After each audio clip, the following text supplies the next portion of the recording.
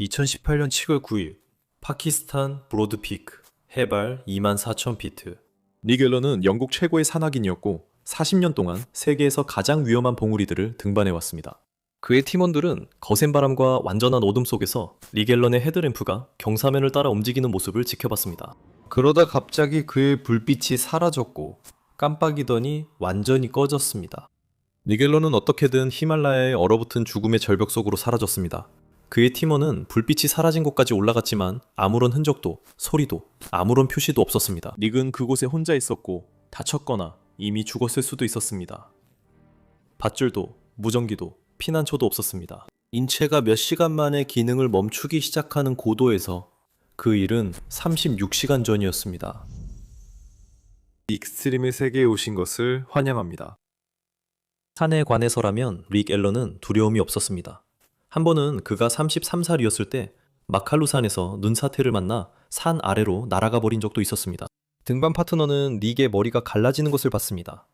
끔찍하게 들리지만 그를 아는 사람들에게는 거의 언급할 가치도 없는 일이었습니다. 니겔러는 자신이 영국 최고의 산악인이라고 불릴 줄 몰랐고 아무도 자신을 알지 못했습니다.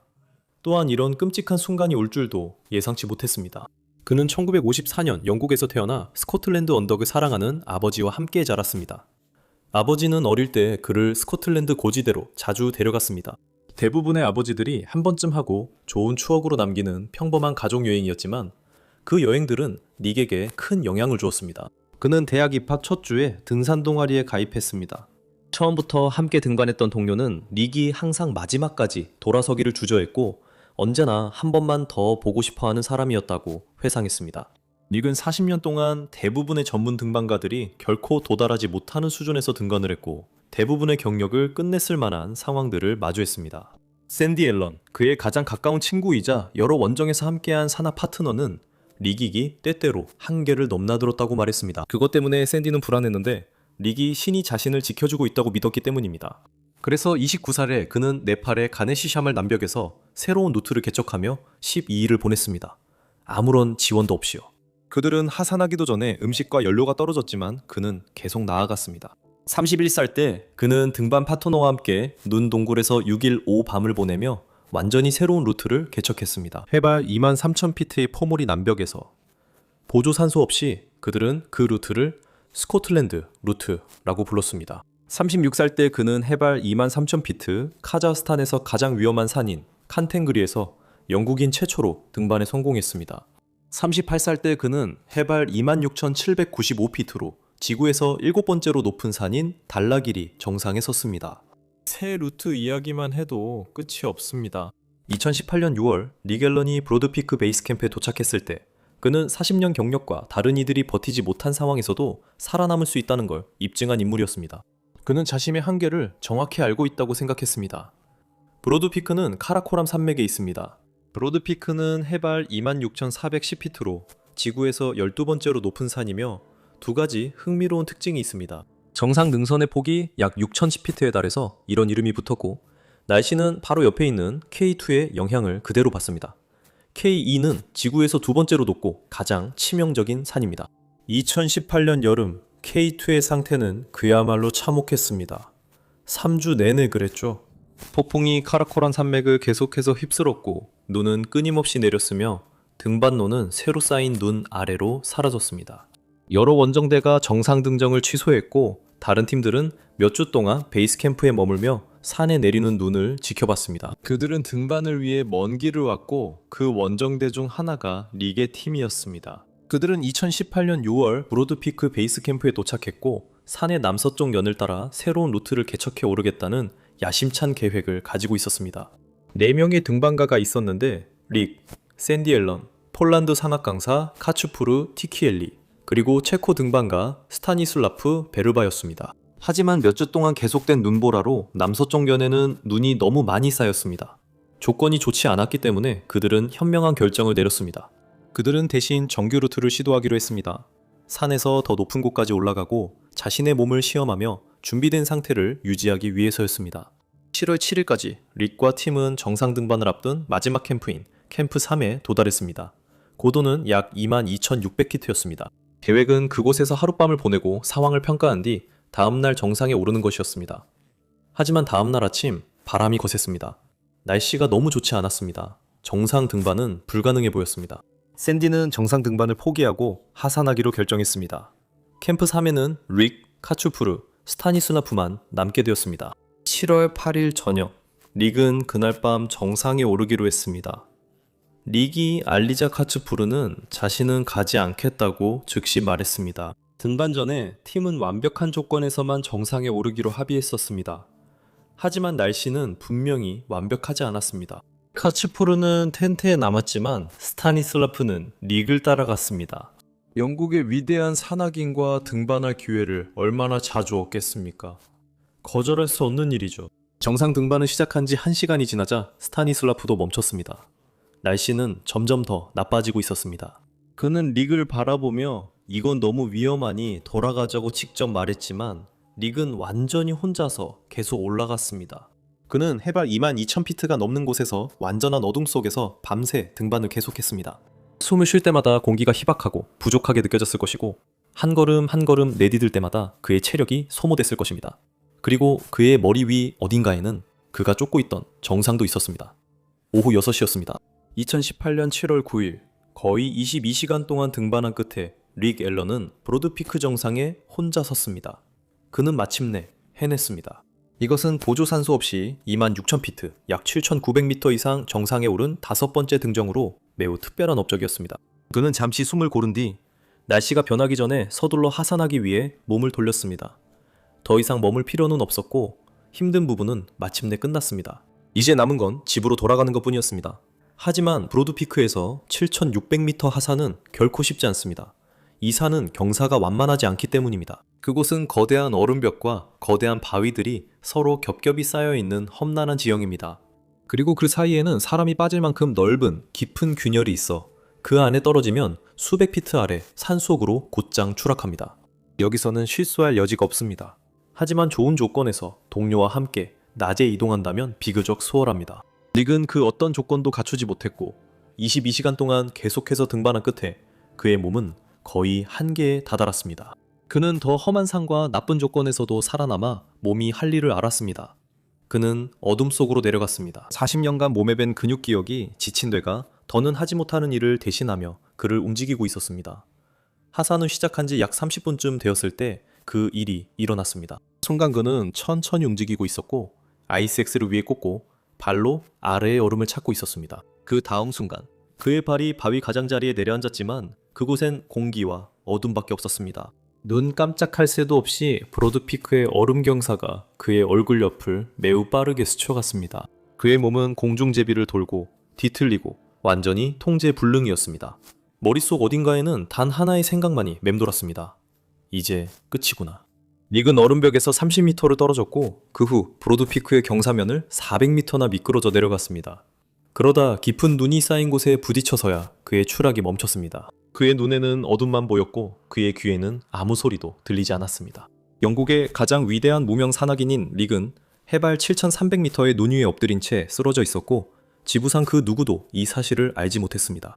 캠프 3에서는 카츠푸르와 스타니슬라브가 텐트 안에서 그의 헤드랜턴 불빛을 지켜보고 있었습니다. 그들은 하루 종일 릭의 등정을 지켜봤고 하산 중 그의 불빛이 경사면 움푹 들어간 곳으로 빠르게 사라지는 것을 봤습니다.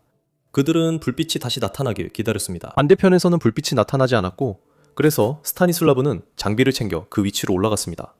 그가 도착했을 때 눈은 전혀 흐트러진 흔적이 없었습니다. 그곳에는 발자국도 없었고 바람 소리 외에는 아무 소리도 들리지 않았으며 릭이 그곳을 지나간 흔적조차 전혀 없었습니다.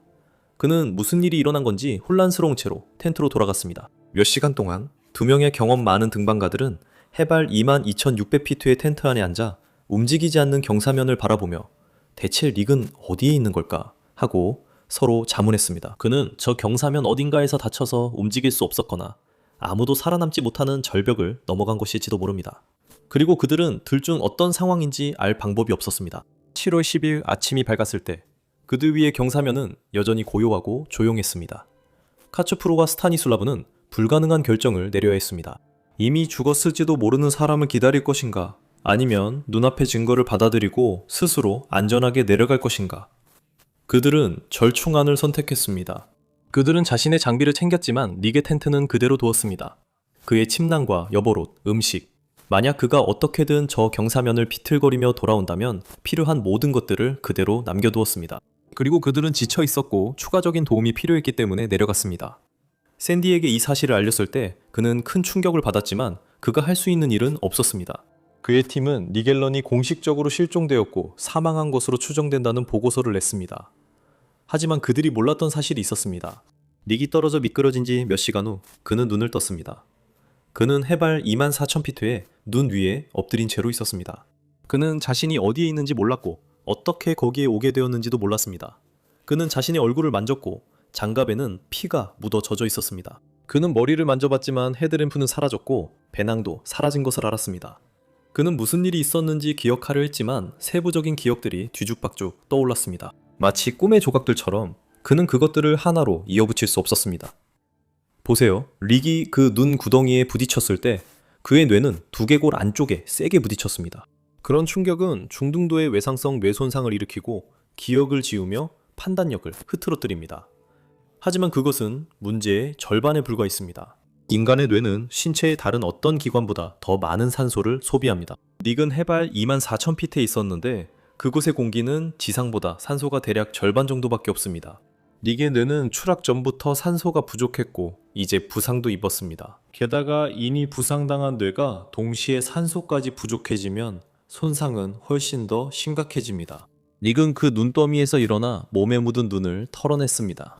현명한 방법은 그 자리에 그대로 있으면서 눈 속에 구멍을 파서 체온을 보존하고 날이 밝을 때까지 기다리는 것이었습니다. 하지만 그는 대신 일어나 어둠 속을 걷기 시작했습니다. 혼자였고 불빛도 물도 피난처도 없었습니다. 날이 밝았을 때쯤 릭은 완전히 잘못된 곳에 있었습니다. 그는 집으로 이어지는 안전한 길에서 옆으로 1000피트나 벗어나 있었습니다. 상상해보세요. 들판 한가운데 서있고 집 현관문이 왼쪽 1000피트 거리에 있습니다. 이제 24,000피트 상공, 한 번의 실수가 죽음으로 이어지는 곳에서 릭은 세 번째, 즉 물과의 싸움을 하고 있습니다. 그런 고도에서는 지구상 거의 어떤 곳보다도 몸에서 물이 더 빨리 빠져나갑니다. 숨을 쉴 때마다 폐에서 수분이 빠져나갑니다. 릭은 추락하기 전 이미 22시간 동안 등반을 하고 있었습니다. 그는 물이 없어서 극심한 갈증에 시달렸고 혈액은 점점 더 끈적해졌으며 심장은 더 열심히 뛰고 있었고 상처는 벌어진 채였습니다. 이미 제대로 기능하지 못하던 뇌에 산소가 더 적게 공급되고 있었습니다. 산소가 더 적었습니다. 더 나쁜 판단을 내리게 되었고 더 나쁜 판단은 산에서 더 오래 노출된다는 뜻이었습니다. 산에서 더 오래 노출되면 탈수가 더 심해졌습니다. 탈수가 더 심해지면 이미 손상된 뇌에 산소가 더 적게 공급되고 이런 악순환이 반복되면서 매시간 상황이 더 나빠졌습니다. 어느 순간 그는 어둠 속에서 이상한 형체를 보기 시작했고 근원이 없는 소리를 들었으며 존재하지 않는 것들을 향해 움직이기도 했습니다. 그것들에 다가갔을 때 그는 마치 꿈과 현실을 오가는 것 같았고 환각을 겪고 있었습니다. 그것은 그가 가장 원하지 않던 일이었고 그의 뇌가 포기 직전에 있다는 첫 번째 신호였습니다. 이런 환경에서 생존을 연구하는 과학자들은 그렇게 계산합니다. 이런 고도와 추위, 부상까지 입은 등반가는 피난처 없이 약 12시간만 버틸 수 있습니다. 그 후에는 몸이 버티지 못합니다. 니겔러는 이미 그곳에 20시간이 넘게 있었습니다. 논리적으로, 이성적으로, 과학적으로 그는 7월 10일 오전 8시쯤에는 죽었어야 했습니다. 브로드피크 베이스 캠프에 있던 요리사 푸르만은 망원경으로 상부 경사를 살펴보고 있었습니다. 베이스 캠프 직원들이 가끔 하는 일이죠. 그리고 약 25,000피트 지점 정상 하산 경로에서 한참 벗어난 곳에서 그는 눈 속에서 무언가 이상한 형태를 발견했습니다. 그는 그것이 버려진 배낭이라 생각했습니다. 등반가들이 하산할 때 장비를 종종 떨어뜨리니 이상한 일은 아니었습니다. 그는 그냥 지나치려 했지만 다시 보았을 때 즉시 가장 가까운 캠프로 달려가 도움을 외쳤습니다.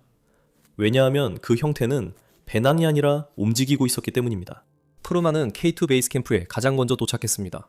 이곳은 브로드피크에서 몇 마일 떨어져 있었고 그와 가장 가까웠습니다.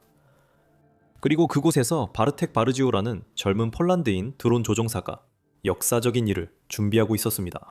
그의 형제 안드리 역시 K2 정상에서 스키를 타고 내려오는 최초의 인물이 되려고 계획하고 있었습니다.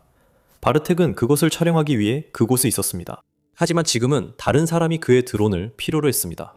문제가 하나 있었습니다. 그가 가지고 있던 드론은 DJI 매빅 프로였습니다.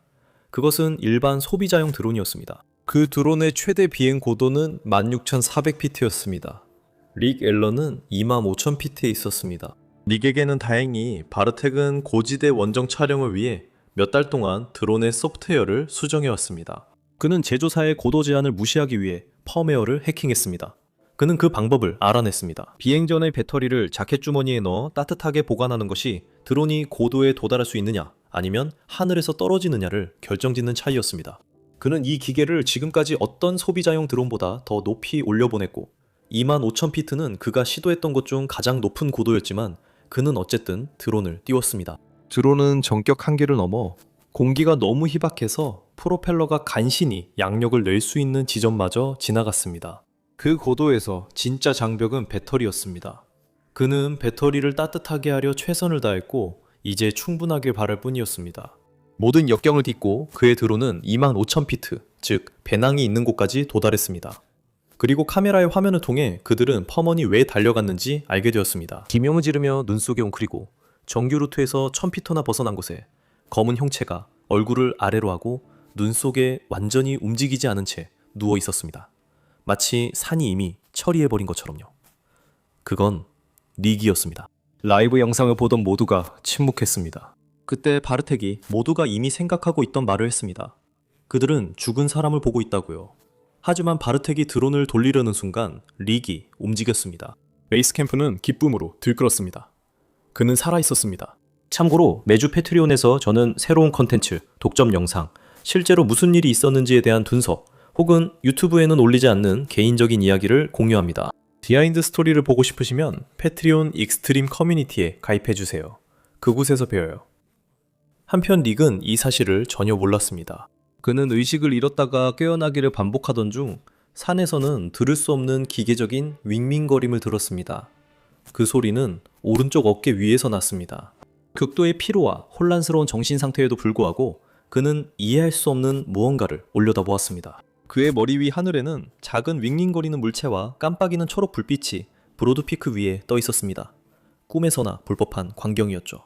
36시간 동안의 어둠과 환각 끝에 그가 그것이 진짜인지 알 수는 없었지만 이성보다 더 오래된 무언가가 그의 내면에서 불타올랐고 그에게 이렇게 말했습니다.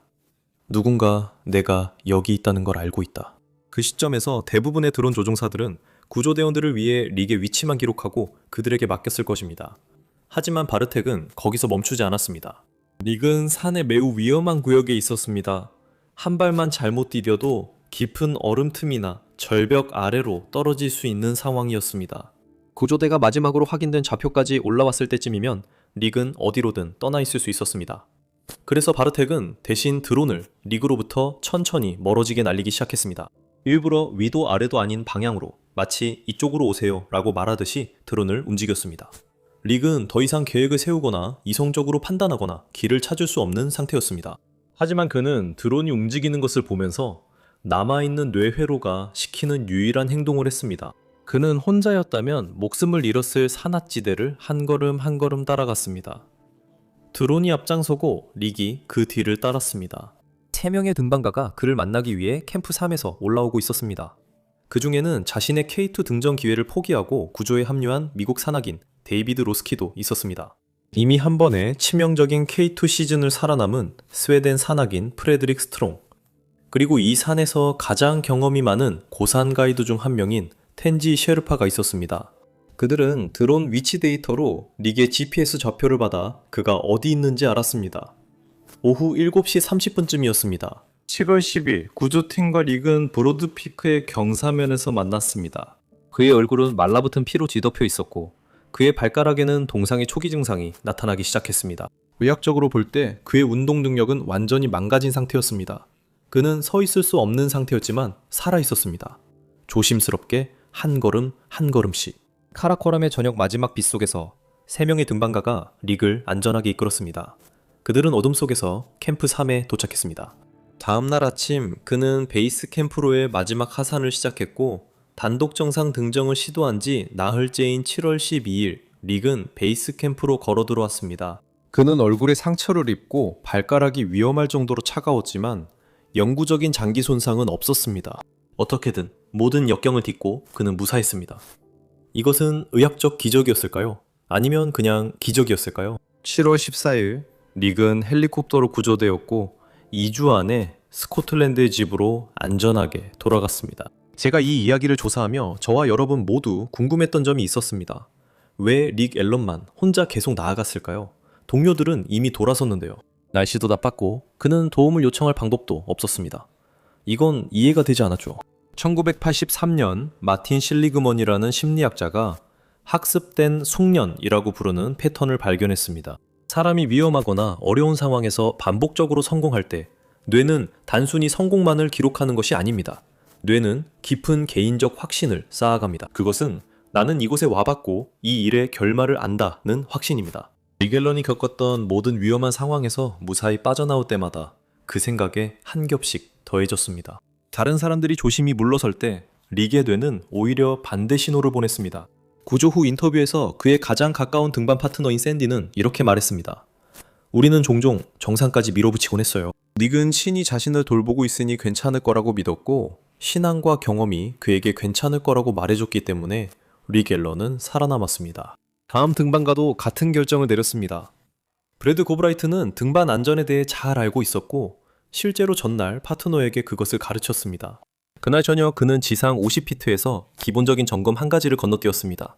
그리고 다음과 같은 일이 벌어졌습니다.